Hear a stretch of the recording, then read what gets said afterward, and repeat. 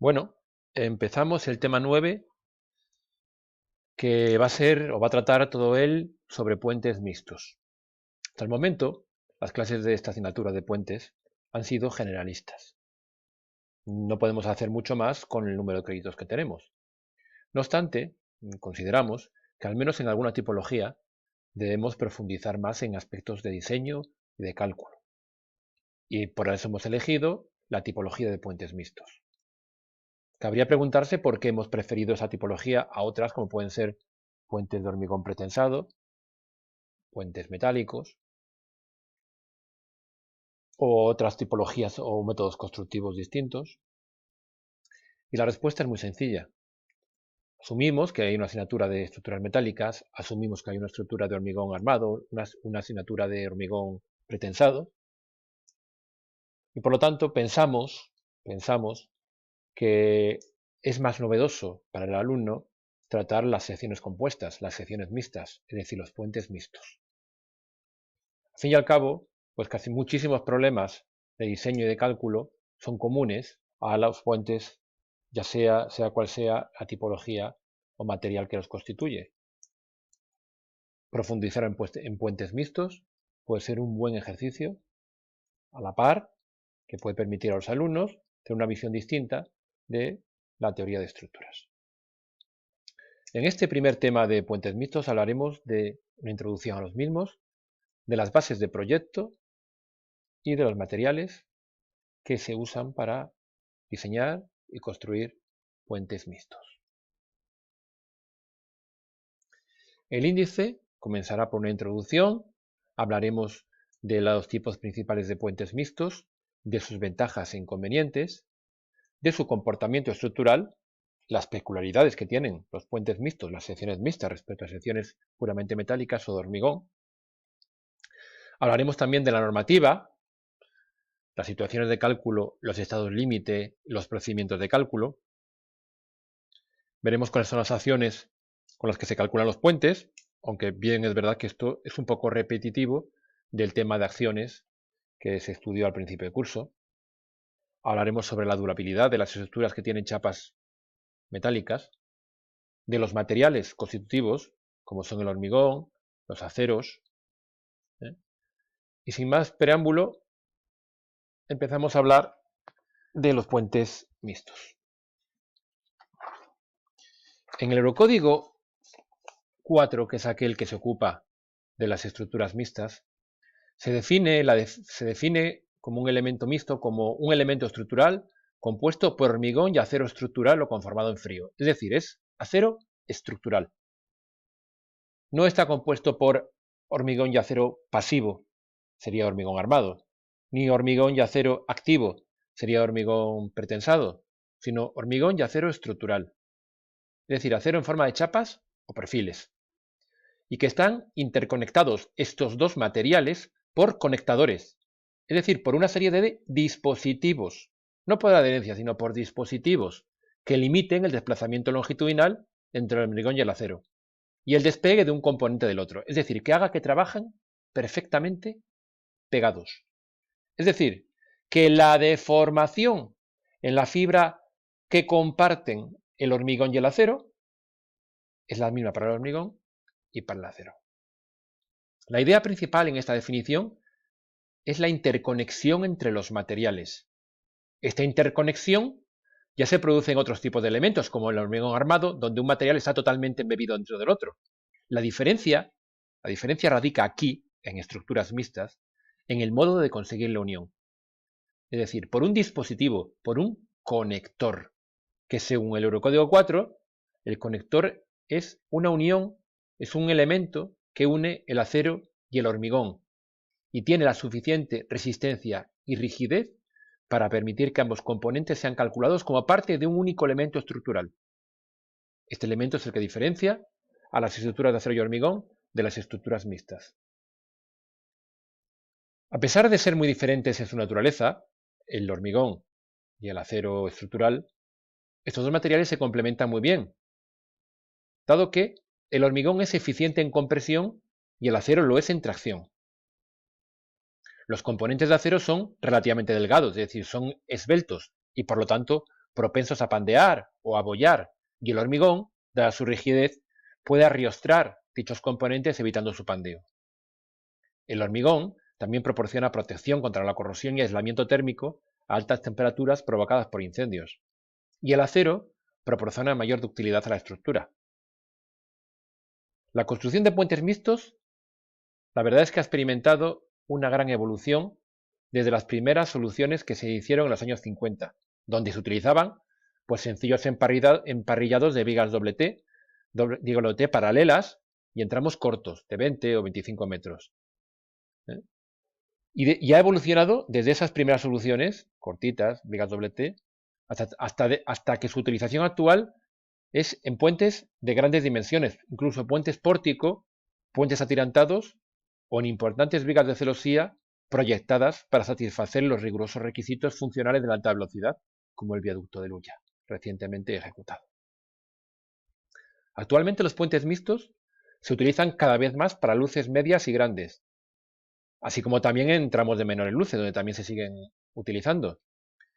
En tramos de menores luces son competitivos cuando las exigencias de rapidez o de limitación de peso en el montaje hacen que esta tipología pueda competir con los puentes de vigas prefabricadas de hormigón que ya hemos estudiado.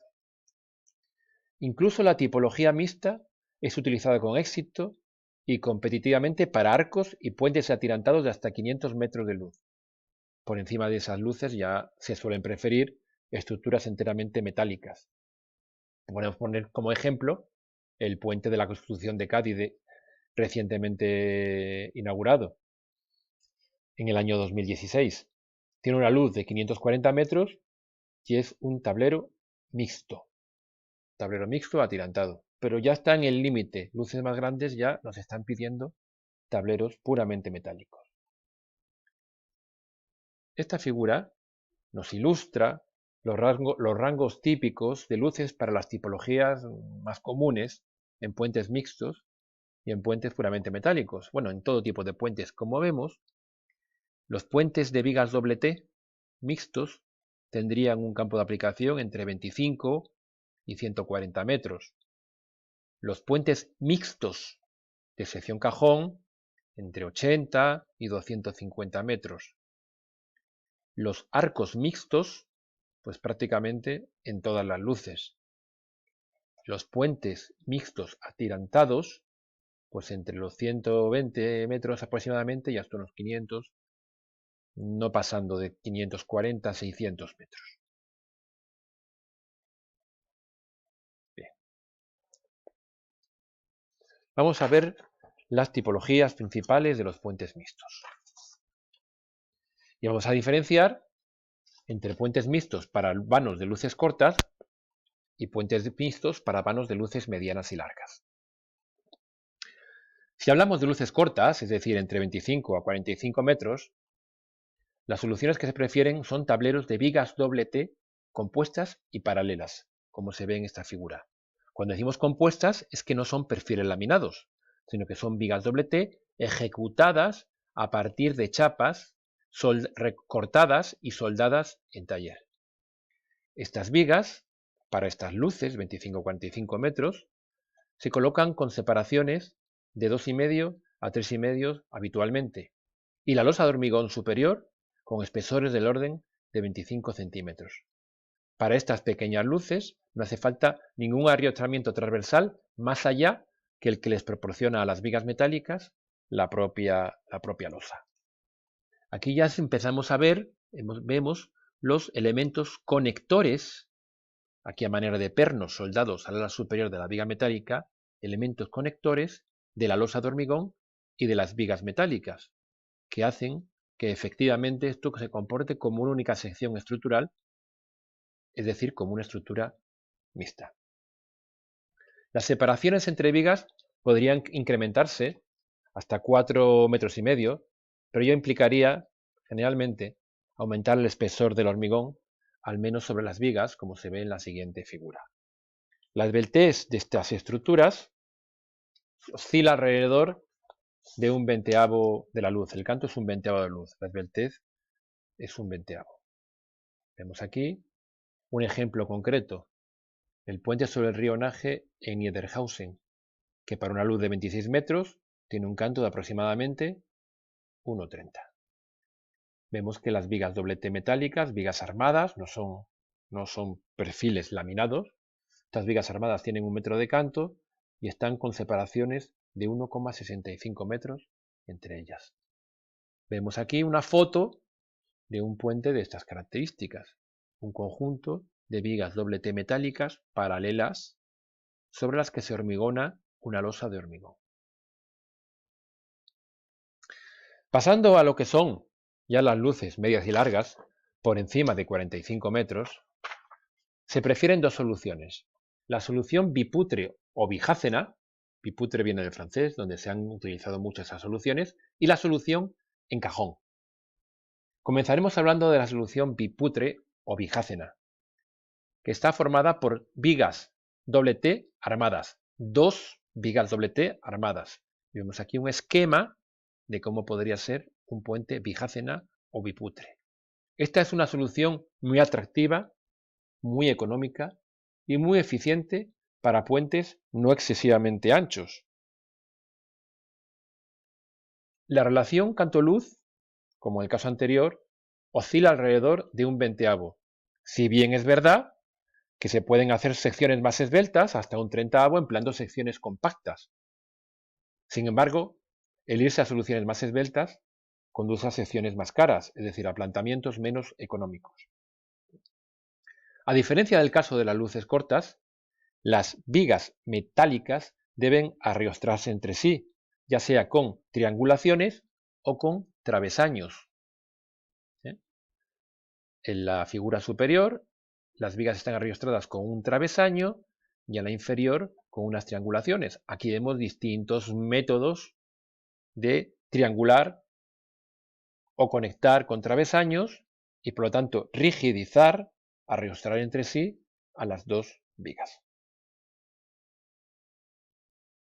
Si nos fijamos otra vez en la primera de las figuras de la solución biputre o bijácena, no están dibujados aquí, no los hemos dibujado, los pernos conectores que sin duda conectarán o estarán soldados en el ala superior de la viga metálica. Aunque sí se puede aquí adivinar un poquito la armadura transversal principal de la losa superior, la que trabaja a momentos positivos transversales entre las dos vigas y la que trabaja a momentos negativos transversales encima de las vigas. Un caso típico de una sección biputre con dos jácenas separadas 7 metros con voladizos de 2,5 metros y una losa de hormigón de canto máximo 32 centímetros sobre vigas y canto mínimo 26 centímetros en centro de luz. Y aquí vemos también dimensiones típicas de las soluciones biputre. Vemos que como mucho se puede llegar a una anchura de 18 metros y no debiéndose pasar nunca de 4 metros de longitud del voladizo, ni de 10 metros entre las dos vigas metálicas, siendo lo óptimo 7 metros entre ellas. Si nos vamos a mayores anchuras entre las dos bijácenas, la losa superior ya no es capaz de salvar el vano entre esas dos vigas bijácenas. La flexión transversal obligaría a losas de mucho espesor y por lo tanto mucho peso irse a soluciones poco económicas, con mayores anchuras. Por lo tanto, la losa de hormigón es incapaz de hacer frente a las flexiones locales, razón por la que se conecta la losa de hormigón a unas vigas transversales metálicas espaciadas entre sí cada 4 o 5 metros. La losa superior trabajaría entonces ya localmente también en dirección longitudinal, no solo en dirección transversal. Estas vigas transversales que van entre las vigas principales longitudinales metálicas pueden ser vigas de alma llena, como la figura superior, o vigas tipo celosía. Fijaos que en este caso estamos utilizando esta solución para puentes muy anchos, con más de 25 metros de anchura. Esta es la fotografía de una solución biputre, dos vigas metálicas, doble T, con losa de hormigón, y arrostradas entre sí por travesaños metálicos. Y esta es una solución también biputre, donde el arrostramiento entre las dos vigas metálicas es a base de celosías.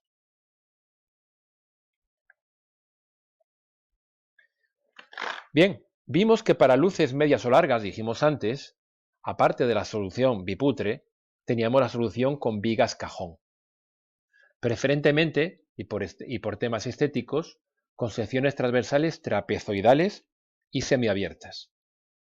Las secciones en cajón son prácticamente obligatorias si el tablero tiene una curvatura en planta importante. Es decir, para tableros curvos, la sección de vigas T, la verdad, es que no es muy eficiente. También las secciones en cajón presentan ventajas frente a las biputre en el rango de las luces más altas. La esbeltez puede ser mayor que en viga T. 1/22 para canto constante y para canto variable, 1/25 en zona de apoyo y de 1/40 a 1/50 en centro de vano. Se puede distinguir entre cajones paralelos, que los vemos en esta figura, y que al fin y al cabo es una variante de la solución biputre con mejora de la rigidez a torsión y reparto transversal de las cargas, o la sección monocajón, que vemos aquí una infografía, que es la más socorrida.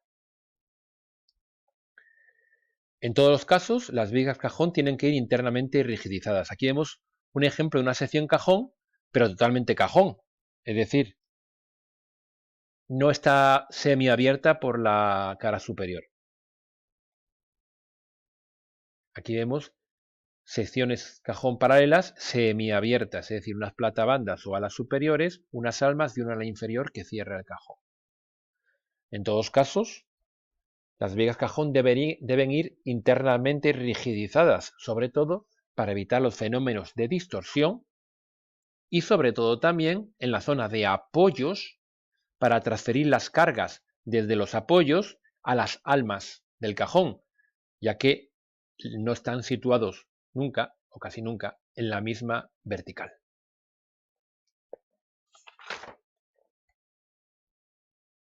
Aquí vemos las secciones monocajón.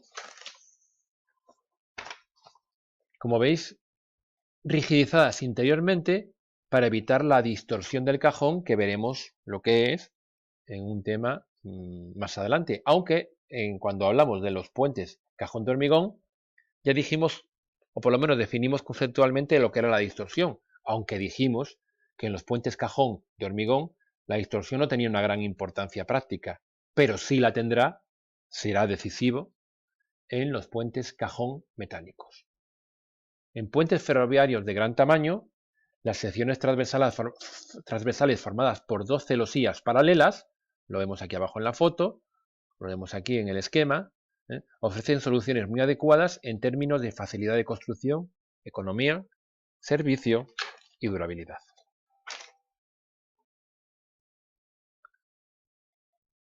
¿Cuáles son las principales ventajas de los puentes mixtos? Bueno, mediante la correcta combinación de los dos materiales principales, el acero y el hormigón, se pueden construir puentes de manera muy eficiente, sobre todo en los siguientes escenarios, cuando hace falta hacer la estructura muy rápidamente, cuando hay dificultades topográficas del lugar de la obra, puesto que las piezas metálicas pesan poco, son fácilmente transportables y fácilmente izables, cuando hay complejidad de los viales o servicios, y cuando existen distribuciones complejas en planta o elevación. Tengamos en cuenta que las estructuras mixtas son mecanos metálicos que se han preformado en talleres y por lo tanto en unas condiciones muy controladas. Se pueden hacer verdaderas virguerías geométricas en taller. De esta manera, pues atender a distribuciones complejas en planta o en alzado. El uso de los sistemas autoportantes permite una rápida ejecución sin encofrado durante el proceso de hormigonado de la losa de compresión. Esto quiere decir que la losa de compresión, el hormigón de la losa, no va a hacer falta cimbrarlo al terreno, sino que la propia estructura metálica lo va a soportar.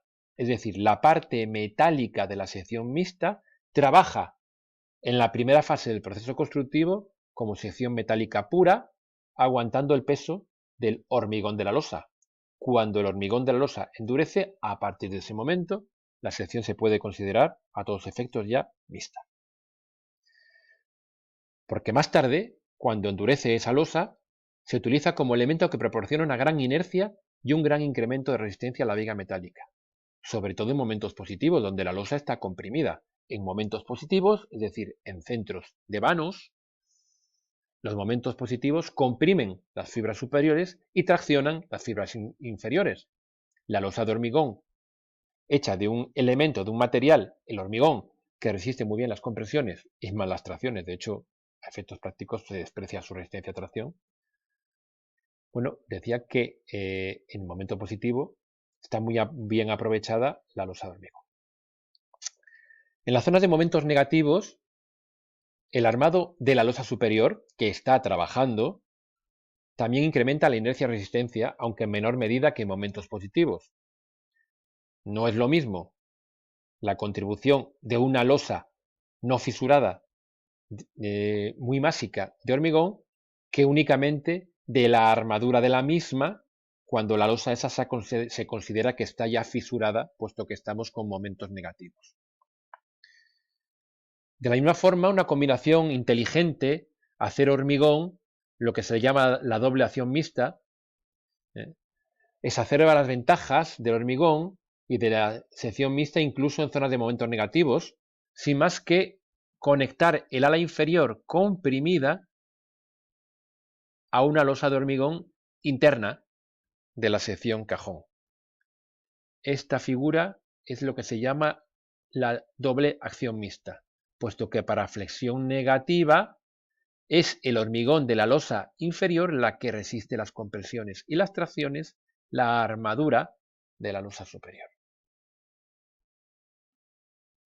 Las ventajas de los puentes mixtos con respecto a los puentes de hormigón, pues bueno, son su fácil transporte y montaje en obra por su propio peso, que es muy pequeño, la simplicidad y facilidad de ejecución en condiciones dificultosas de altura o curvatura en planta, la minimización de problemas ambientales durante la obra, puesto que lo que se transporta a la obra son elementos de taller, en la afección al medio ambiente, la afección al entorno es muy pequeña, la obra es más rápida también. Y bueno, pues el uso simple y favorable de sistemas continuos, incluyendo lo que hemos dicho antes, la doble acción mixta.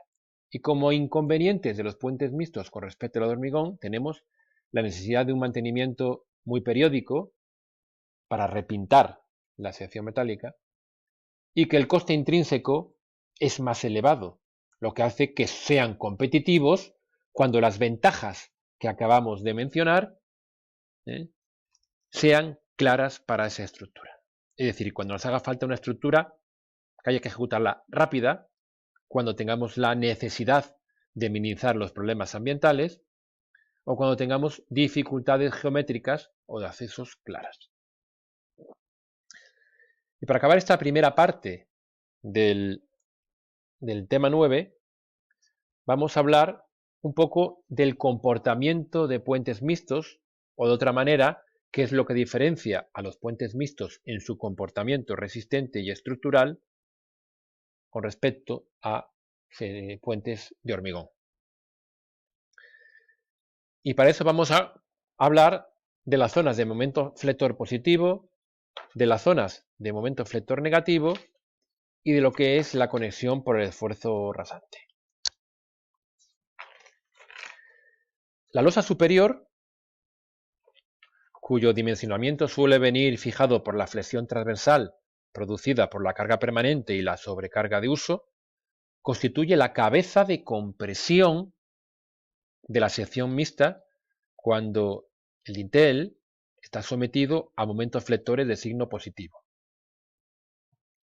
El ala inferior metálica y la parte más baja del alma estarán, por el contrario, traccionados, siendo esa tracción en general mucho menor que la compresión que puede llegar a resistir la losa superior, dada la gran anchura de esta última.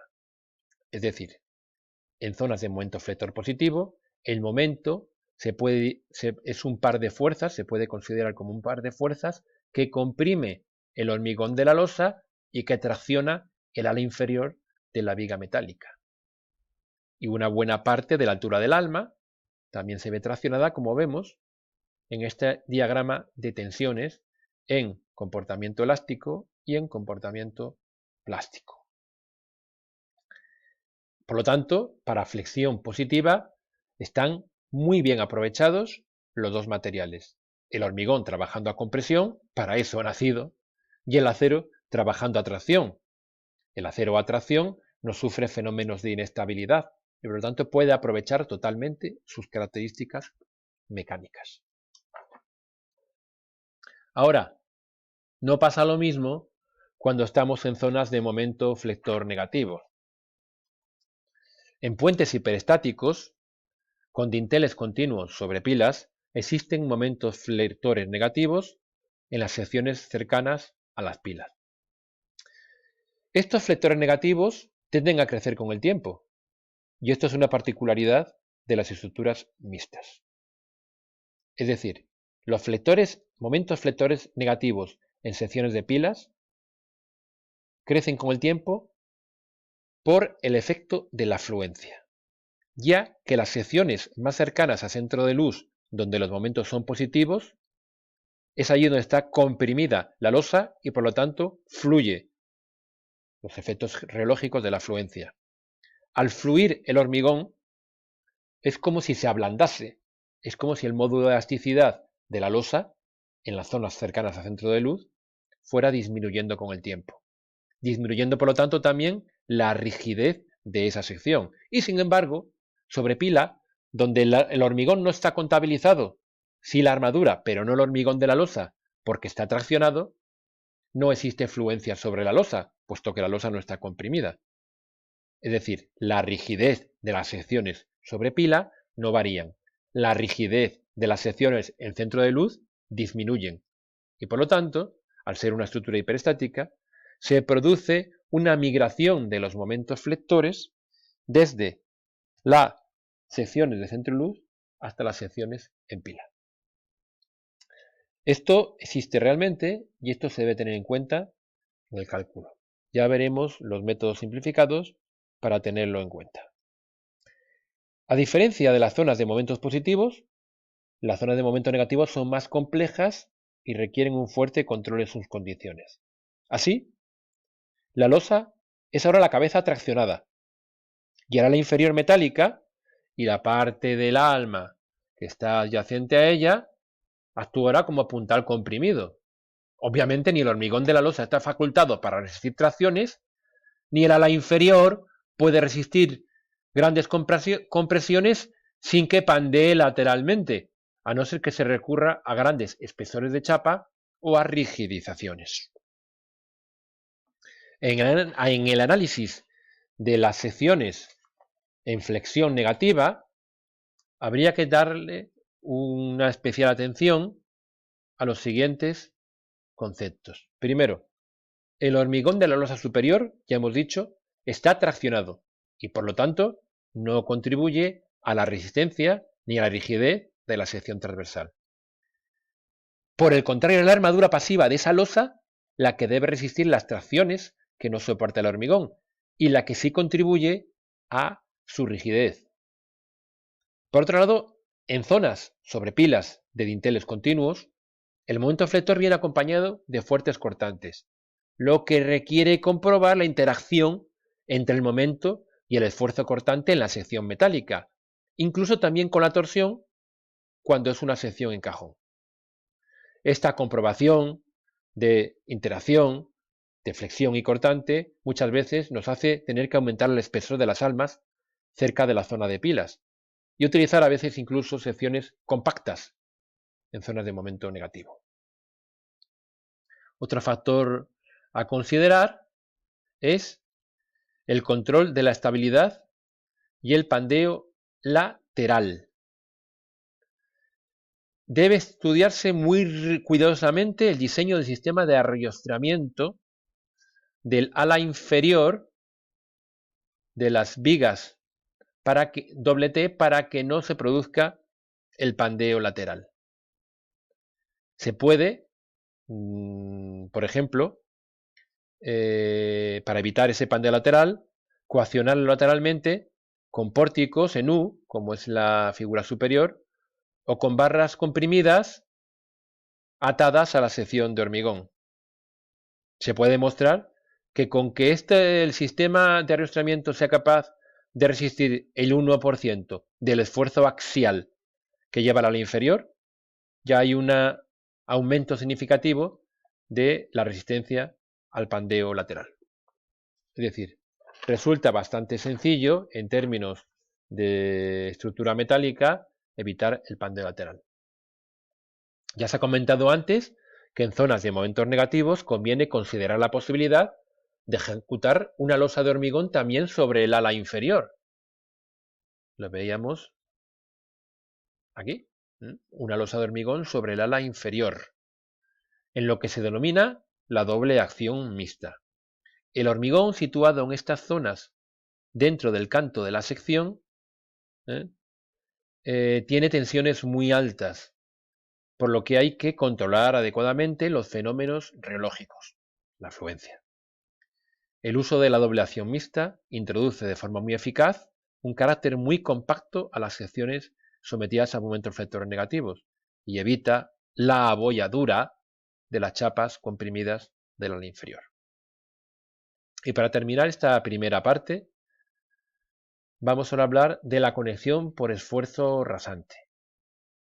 La conexión de las dos partes, vamos a buscar la conexión de las dos partes, el acero y el hormigón, de la sección mixta es de vital importancia. Si no existiera dicha conexión, entonces las dos partes, losa de hormigón y viga metálica, trabajarían independientemente. Si por el contrario están adecuadamente conectadas, las dos partes actúan como una única estructura completa, incrementando de manera fundamental la eficacia de la estructura. Resumiendo, solo existe estructura mixta si la conexión entre el acero y el hormigón es adecuada. Para ver la importancia de esto, imaginémonos un pequeño puente consistente en dos tablones, aquí los vemos, colocados uno sobre el otro, cruzando un pequeño arroyo.